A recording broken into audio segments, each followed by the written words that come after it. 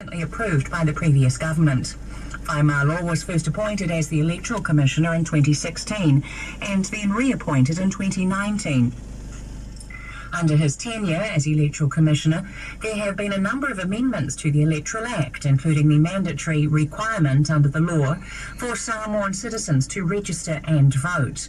During his term at the Commission, the quota for women members of Parliament was increased from 5 to 6.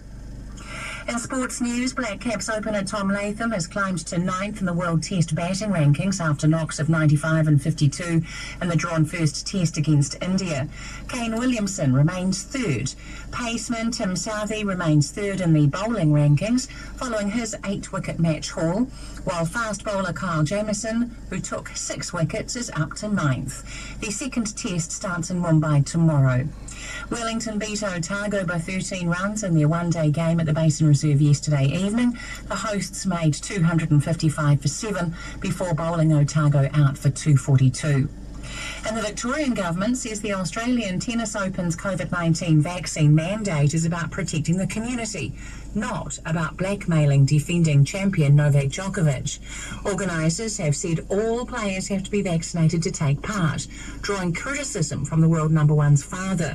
Djokovic has refused to disclose his vaccination status, saying it's a matter of personal choice. That's the news on RNZ Pacific. You can watch, listen and hear more of our stories online at rnzi.com. Welcome back to 91 FM. More news can be heard at 8 this morning.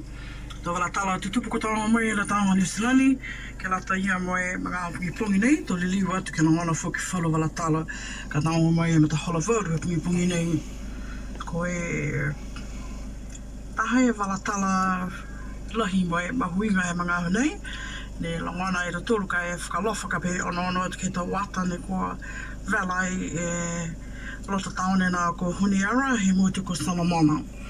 Ko e wharuwhana a New Zealand, ko whi tālo tōlu, he steu ke tātu e tau kautau halo tōlu, ke lamatai e motu nā ko Salamona. Ko e wharuwhana ko tausai e tau whakaholo anga nei, ko e whakawhana atu e tau kautau, pia whukini me whalu a tau leo, ke he taone nā ko Huniara. Tātu halo tōlu e tau ngā Hawaii mua, ke mea ke halo tōlu, ke langmatai ke mua e taha mawhala, lari ke tau esikaha ke mua e mawhala i motu ia, mo e tū toko tampita ki e motu.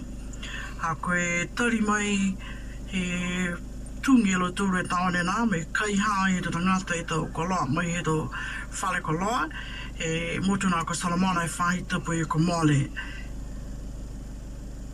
Ko e motu nā ko Estalia Foki, mo Fisi, mo Papua New Guinea, o Whitāni halo tūru a tau tangata e whakawhanau atu ke maiki ki lamatai ki maua e taha mawhala.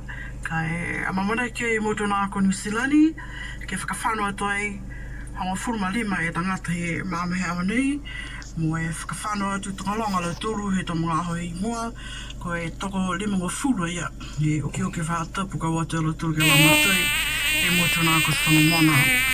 Ka e tarahau e takitaki e motu ko New Zealand, ko e halotura takitaki ko Jacinda Ardern, ko e taha e whakaulahia he motu ko New Zealand, ka e whakawhanau atu ni whakaku e tau kautau haloturu, ke lamatai ke mouai e mawhala.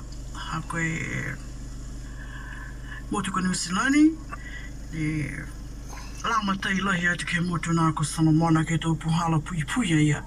Si manako lahi alo tūru ke whakawhanau atu whakamawhisi e tau tangata e motu ko New Zealand ke lamatai ai e whakatuwhanau e motu nā ko Salamona ia. Ha koe tau mga aho hangahangkelea nā ke motu ko Salamona ka mai ke New Zealand ke lamatai whakamawhisi alo tūru. Kai talahu whuki ni i ki pole ke lata me tau motu i whafo. Ko e ki pule nā ko nana ia mahuta, pia ia lahi e whakalofa ki he tau mena e ko tupo e ke motu nā ko Salamona. Ka koe halo tūla whakawhitu ianga mai motu ko Salamona, ko e mena holomi taki e lahi rupu hala pui pui, ne whaki atu ke lata ia mai motu ia. Hako tō ahi mua, tō whakawhanua tu e tau koutou, pia whakini me tau reo leo, ki langmatai e tu e ki Loturu. Pia whakini e tau reo leo he Mōtuko Samoa, ane whae whakatiritari whaka Loturu, ke watu ke Mōtuko Salamona ke langmatai, ke tau eske maua mai e tama whala he motu ia. Ka koe mena lai hane tupu, koe totoko ata Loturu ke he Prime Minister Salamona ko Manasseh Sogavare, ki utakehe mai ia he na whāna he tikitaki he motu. Si italahi a Loturu me watu ke tūngi ai e lota taone nā ko Honiara. Si whakise mai whoke ata, ne vela alahi mahaki ai, he mga aho ne tūngi ai Loturu me te tangata ni watu ai, ke kai hai toko loa mai he tō whare koloa ia. Kai mamaraki ni e motu nā ko Nistinani, ha koe tau puhala pui pui whakini e Mōtuko Salamona, ke mumui tua ki ai e tau tangata lamatai a Loturu ka watu ai